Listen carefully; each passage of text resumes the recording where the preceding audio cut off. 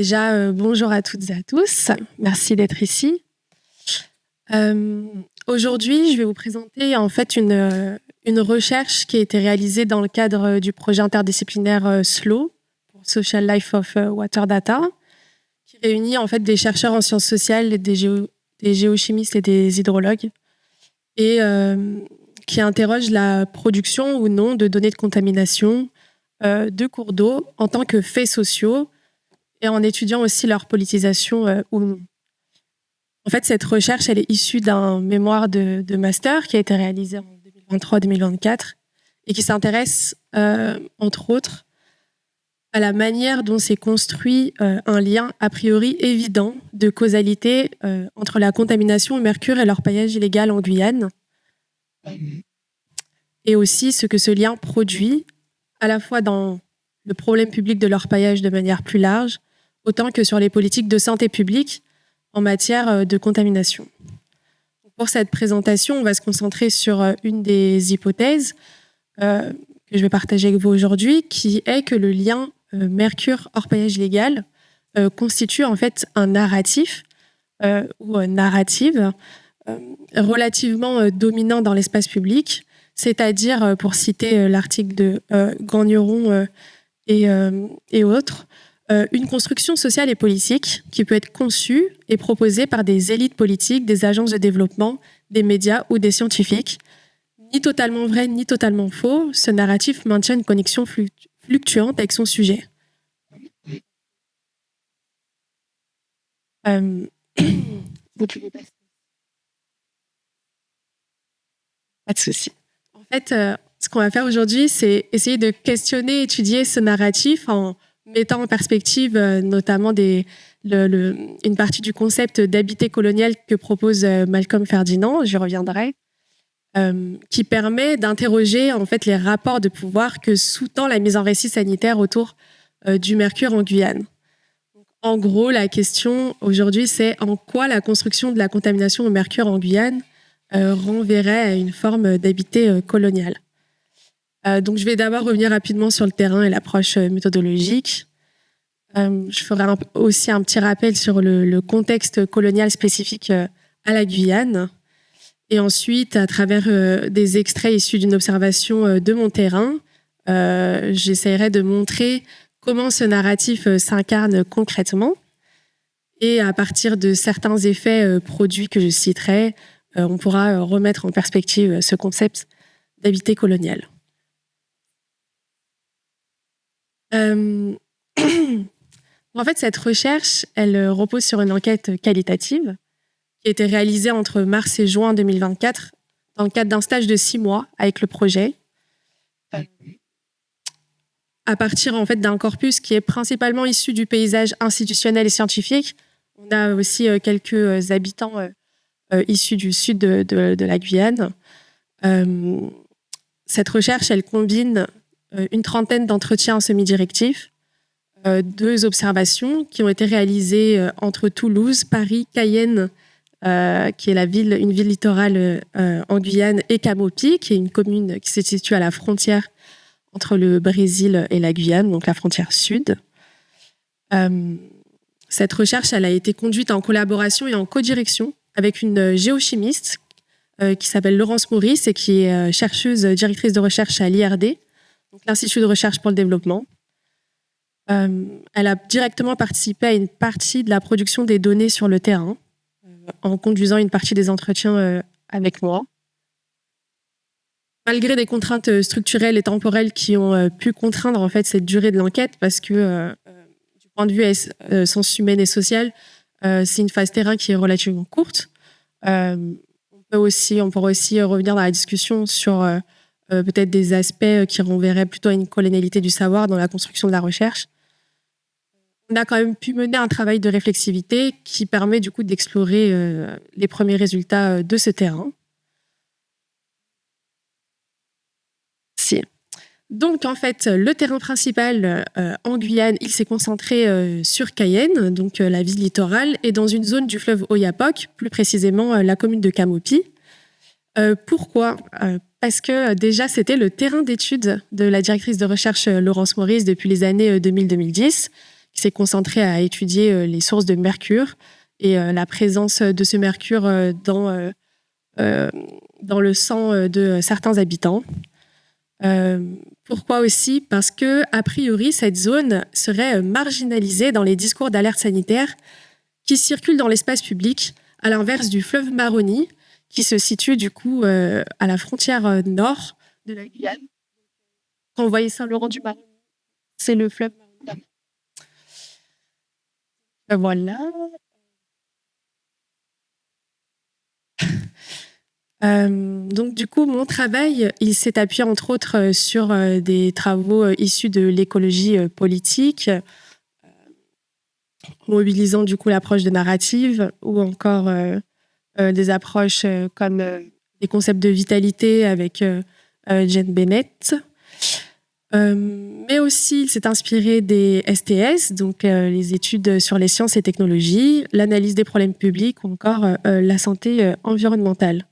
Donc en fait, cette pluralité de lecture, elle permet d'interroger qui produit les données, avec quelle méthodologie et pour quels usages.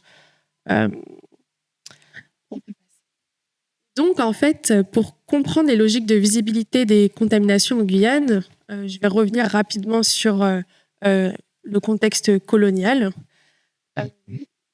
Avant tout, la Guyane, peut-être que certains ont pu en entendre parler, mais ce n'est pas une île. Elle est au nord-est du continent sud-américain et elle partage ses frontières avec le Suriname à l'ouest et le Brésil au sud-est.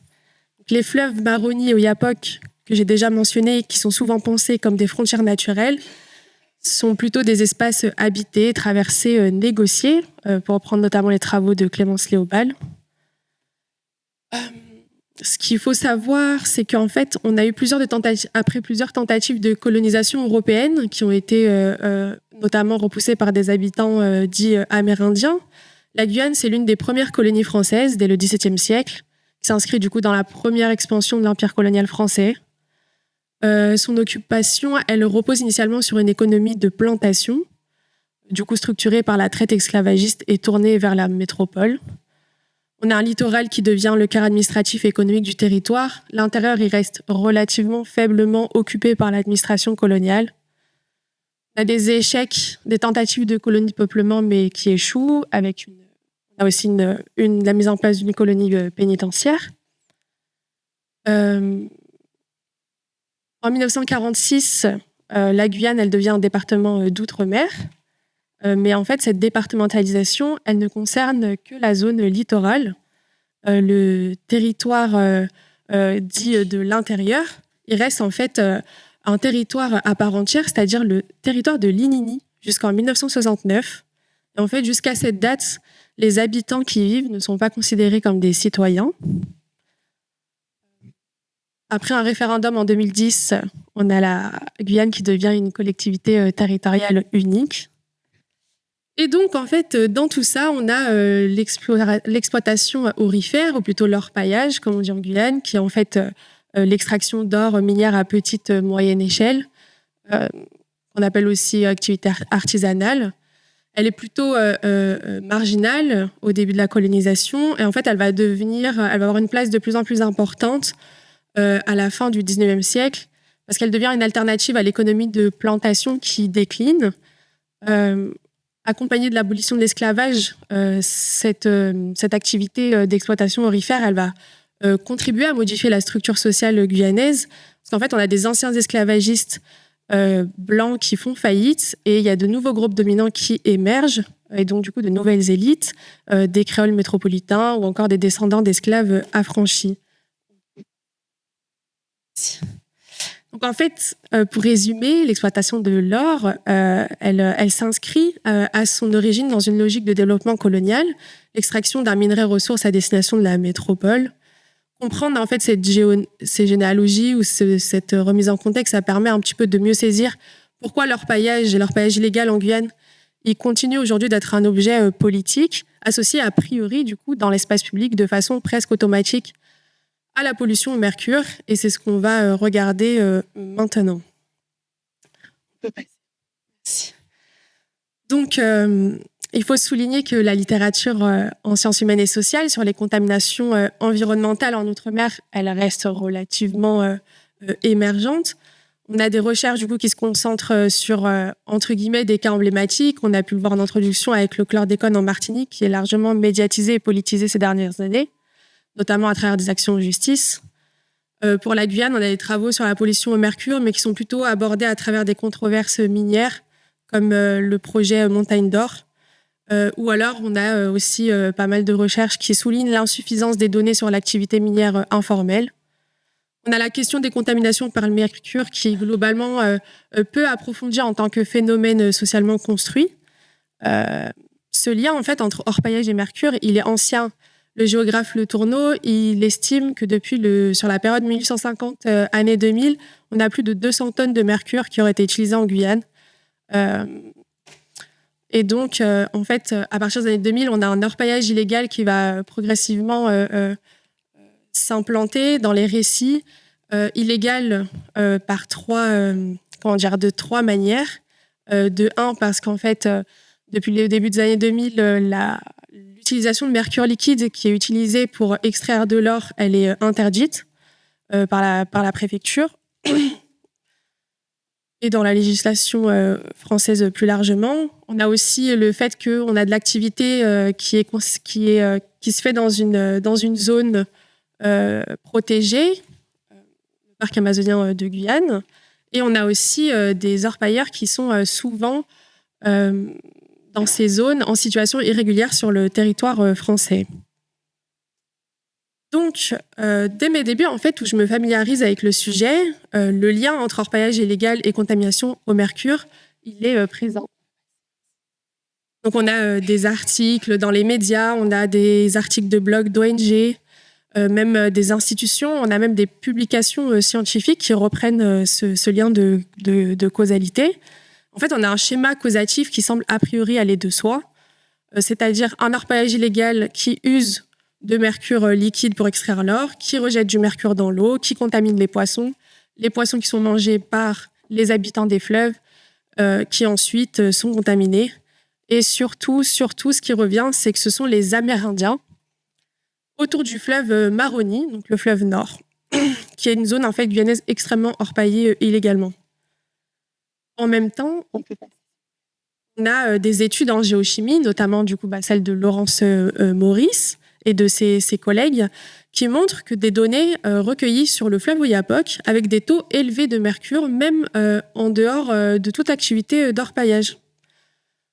Il y a plusieurs explications, par exemple des zones inondables ou de l'érosion des sols qui viennent expliquer ces taux.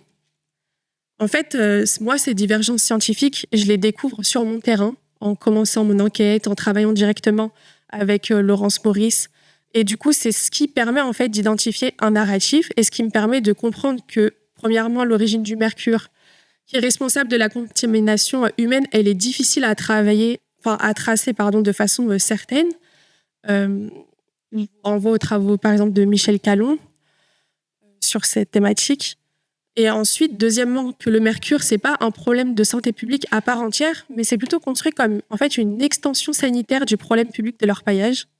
Troisièmement, que l'expertise scientifique et institutionnelle, elle est en partie à l'origine de ce narratif, parce qu'en fait, dès les années 90, autant on a plusieurs rapports, plusieurs publications de la veille sanitaire, mais aussi d'écotoxicologues qui mettent en lumière ce lien de causalité. Et en centrant progressivement le public sur les Amérindiens et surtout sur la femme et le fœtus. Donc rapidement, je vous ai un petit peu remis dans l'intrigue de ce terrain. Comment ce narratif il peut s'incarner sur le terrain? Et je me suis dit que j'allais vous partager rapidement quelques extraits d'une observation que j'ai conduite quand j'étais à Cayenne. En fait, en 2024, j'assiste à une conférence publique qui est animée par un médecin que j'appellerais le Dr Tron. Il est d'origine hexagonale, mais il vit sur le territoire guyanais depuis une trentaine d'années.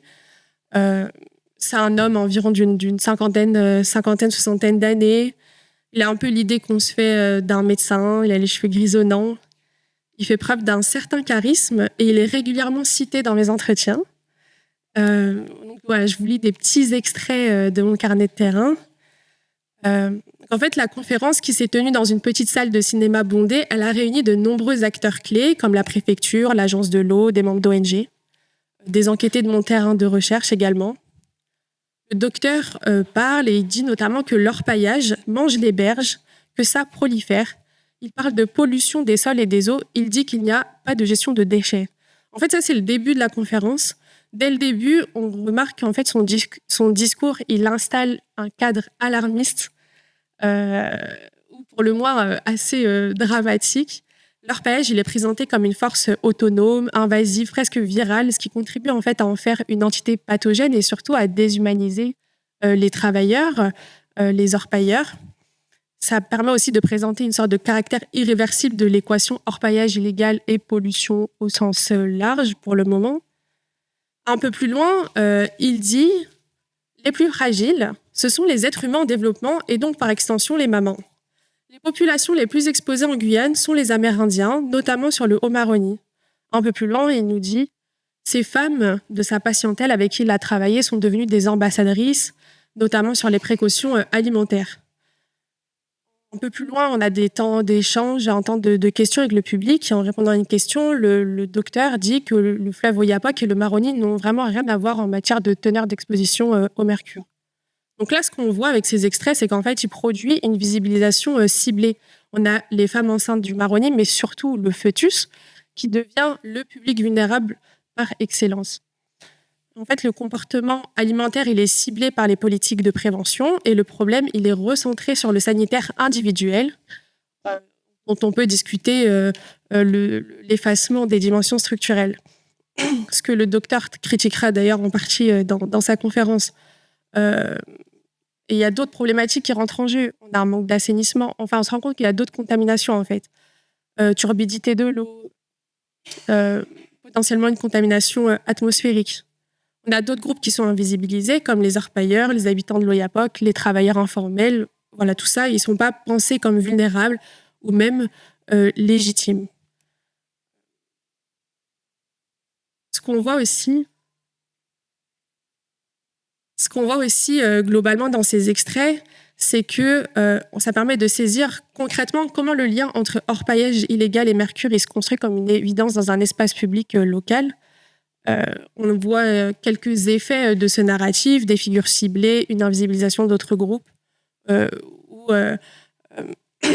qu'on voit surtout, c'est qu'en fait, ces extraits ne mettent pas seulement en lumière une construction sanitaire de la contamination, ça révèle aussi comment certains groupes sont exposés, rendus visibles ou invisibles, selon en fait, un ordre social hérité qui différencie des manières d'exister et d'habiter le territoire. Et c'est là où l'habité colonial, dans une certaine mesure, peut nous permettre de relier ces effets observés à une trame structurelle plus large, celle d'une manière historiquement située de produire le territoire, les habitants ou encore les savoirs. Donc, en fait, dans l'analyse de Ferdinand, en gros, l'habité coloniale, ça repose sur des principes comme l'exploitation extractive des milieux, la hiérarchisation des appartenances et des espaces, ou encore l'altéricide. On a en fait, dans ce narratif sanitaire qui est analysé ici, il ne rend pas simplement visible un risque sanitaire, il désigne qui peut être reconnu comme victime, qui peut être porteur de responsabilité, qui peut être exclu du récit collectif. Et en cela, ça peut reproduire un schéma d'habité différencié. Certains groupes sont placés au cœur de l'attention publique, les femmes autochtones amérindiennes du Maroni, pour reprendre la terminologie qui est mobilisée, tandis que d'autres sont évacués de la scène, les habitants de l'Oyapock, les orpailleurs ou les autres communautés, parce qu'on a des Bushnengue, on a une pluralité ethnique en Guyane assez large. En fait, cette lecture, elle permet de nuancer ce qui pourrait apparaître comme une valorisation des habitants autochtones, parce qu'on a une mise en avant des habitants autochtones dans les discours sanitaires, on prend en compte leur état de santé, c'est génial, ils sont reconnus, etc. Mais en fait, on se rend compte que ça reste aussi ambivalent, parce que ça repose sur une responsabilisation individuelle qui, du coup, se centrent sur leur comportement alimentaire et donc, du coup, dans quelle mesure ça tient compte des inégalités structurelles qui exposent ses habitants. Plus largement, l'habité colonial peut permettre de comprendre aussi pourquoi ce narratif, il alimente une lecture sécuritaire de l'orpaillage illégal. En fait, ça nourrit un narratif qui est beaucoup porté par l'État, par les acteurs de la répression. On a une opposition entre activité clandestine, toxique, avec une extraction légale qui, du coup, serait a priori moins polluante, moins toxique par rapport au mercure. Et donc, cette opposition, elle contribue à légitimer certaines formes d'occupation du territoire et à en rendre d'autres illégitimes ou suspectes. Et en ce sens, ça éclaire les conditions sociales et politiques de production de la pollution comme problème public. Pour conclure, ce qu'on peut voir du coup, c'est que cette grille, elle peut éclairer les effets politiques d'un narratif sanitaire a priori consensuel qui aide à penser ce qu'il reconduit d'une logique coloniale dans la gestion des territoires et des populations. Merci.